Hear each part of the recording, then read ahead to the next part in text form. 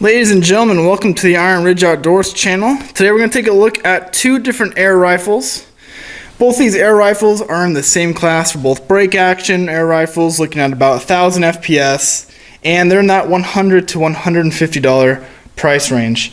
Now this top one is a Beeman S1, and this bottom one is a Crossman Quest 1000. They are very similar.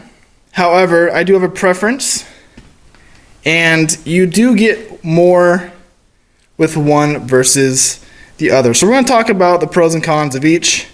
And let's start off with just the fit and finish. Now you'll notice on this Crossman Quest, it does have a decent wood stock.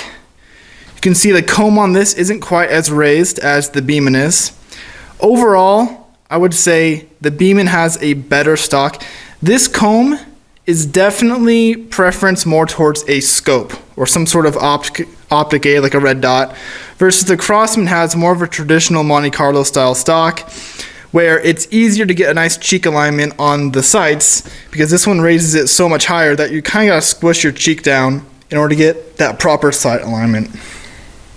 As far as the wood quality goes, they're both similar.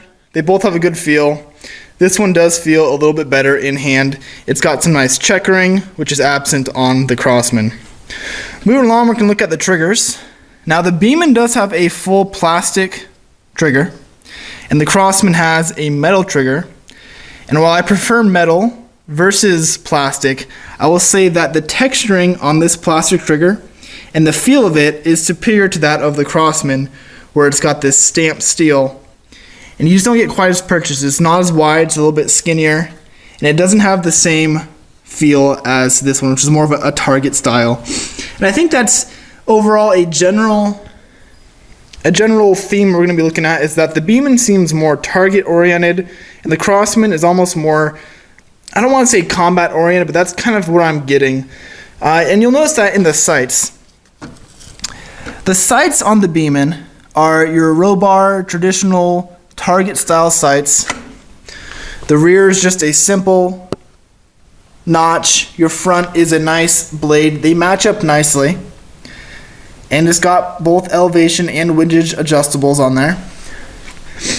And on the Crossman, coming in with that theme of more combat oriented, you've got a fiber optic front with that's not hooded at all. It's just out in the open. And you've got a fiber optic rear. Now, I will say that for speed and sight acquisition, I do like the fiber optics, but I don't feel that these are necessarily oriented for speed and quickness, as they are more towards target, slow attention to fire. These do have a good sight picture, but you'll notice on the Crossman, the windage has to be all the way to the right here in order to be on target. And so there must be some sort of factory defect from there that was just off-canted a little bit, because you shouldn't have to have it all the way like that just to get a zero at 25 or 50 yards. Both of these sights, I will say, are too flimsy to really be quality. Both of these, if you accidentally dink them, like against a wall, or if your hand hits them too hard, it's going to throw it off of the zero. And that's simply because they're made of plastic, and you can see the attachment point is quite small. They're not very robust, either of them. You can see, man, just look at the wobble on this. Ready? See that front pin for elevation? Look how much wobble that has. That one doesn't have it. So the sights I like better on the Beeman. You do get a faster, it's easier to pick them up on the Crossman. However, that's not necessarily something you're looking for in a single shot air rifle, right? You want to have taken your time with each shot. You're not going to be trying to pick up a squirrel on the move. And if you are, I guess more power to you. Now, trigger pull, going back to the trigger here, on the Beeman, and let me cock this. So one feature on the Beeman that is not present on the Crossman is the safety engages upon cocking. So before every shot, you must disengage the safety. This does not occur on the Crossman. and you can have a safety on there, but it doesn't automatically engage when you cock it. As far as the trigger pulls on this, like I said, they're both horrible, but the Beeman is more superior. Now you can see how much take-up is on there. You're talking, oh, and look at that. Safety activated, interestingly. But the take-up on here is substantial. That's weird. I've never seen that. That's discovered there. If you play around with the trigger, it's going to engage the safety. So you have that take-up, which is just spring tension, and then you hit a wall. And then as you brake, it's got a little bit of travel, and it's almost like click, click, bang, versus a nice crisp snap. And there's not too much over travel going on with the Beeman. The Crossman, you've got that uptake, you've got that initial creep, and it's about the same, although it feels more wobbly than the Beeman. And then once you hit that brake, you have a decent brake, but like I said, I don't think that they're any heavier or lighter. It's just the way that this Beeman, I think it's more the trigger geometry. It's just better for my hand than this stamped steel trigger. So it inspires a more confident brake. So the barrels on these two guns are the exact same length. And if you take a look at their bearing surfaces, this is the Beeman. And you've got a nice crowning right here. It's not too bad to insert a pointed pellet. However, some of the hollow pointed pellets, like the Destroyers, where it's got a really wide base on the pellet, can be a little tricky to get into there. And you've got this ball style detent for lockup. The Crossman, on the other hand, you'll notice does not really have that same focus. Does not have that same recess. So it makes getting in those really wide hollow points a little bit more difficult. And the lockup is a catch, like a sear, instead of a ball. And I do feel that this is a little bit stronger than the Beeman. However, the lockup on both of them is just fine. There's no wobble, so this is holding up just fine. You can see on the Crossman there that some of the wood stock inletting here cracked. It's not a structural point, so I'm not sure exactly how that happened. Cocking, these both are similar as far as weight goes. Focus. The Crossman has an easier brake as far as when you're pulling the lever, it snaps into the locking position easier than the Beeman does. The Beeman is like it gets tighter, tighter, tighter, tighter, tighter, and then it goes a smaller click. Versus the Crossman, it's kind of a consistent pull, and then it releases really easily into the locking position. So, as far as accuracy goes, I'm going to do a real world test on these. I'm going to do from a standing position, unsupported. I'm going to fire 4 3-round shots, 3-round groups from each rifle, and using a variety of pellets.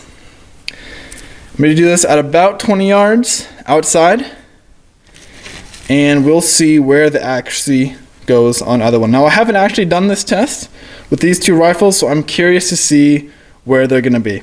What's up is the pointed pellets that'll focus. These are 7.4 grains, and we're going to start off with the Beeman 3-shot group.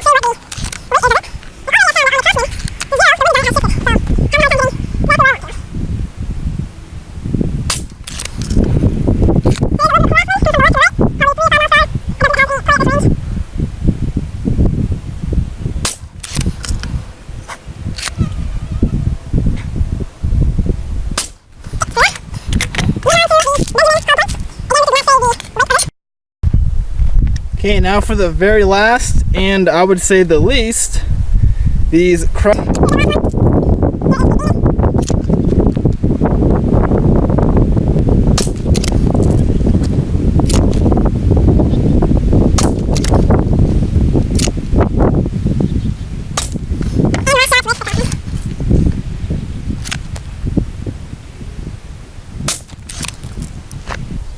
One thing that I'm noticing out here is that the Crossman feels to be about a pound or two lighter. It definitely is lighter, and I think that has to do with the stock. The Beeman has a thicker and bigger back end right here on the comb, and the Crossman really has a front heavy feel to it. The Beeman does feel heavier, however it feels more balanced because the weight isn't all in the rear or all in the front like it is on this Crossman. I think I need one more.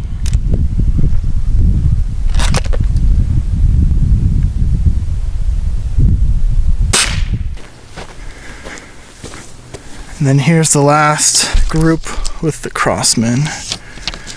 Ooh, hold on. It's this, then we got flyer up here, and this comes through, shwee, down there. Alrighty. And this one is already done. Now,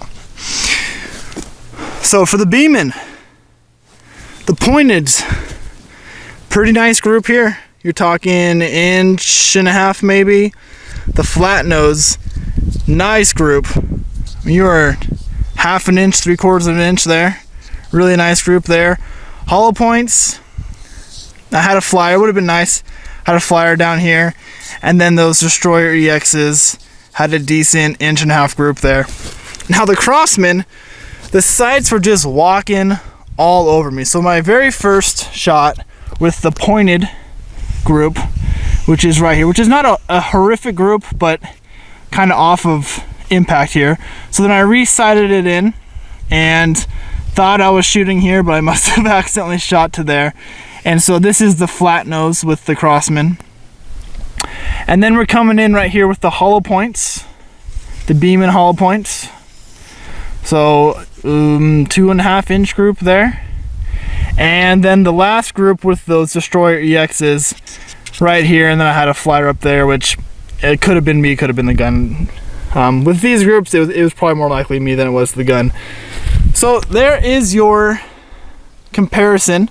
Now, you can see which one I probably shoot more. I shoot the Beeman significantly more, and that mainly has to do with the sights and the trigger. I feel like I can just squeeze off a better, more consistent shot with the Beeman than I can the Crossman. Now, inherent accuracy, I can't say that the Beeman is inherently more accurate if you were to set up in a vise and shoot it off a bench. However, for me, in the real world, I am able to be more accurate with the Beeman than I am the Crossman.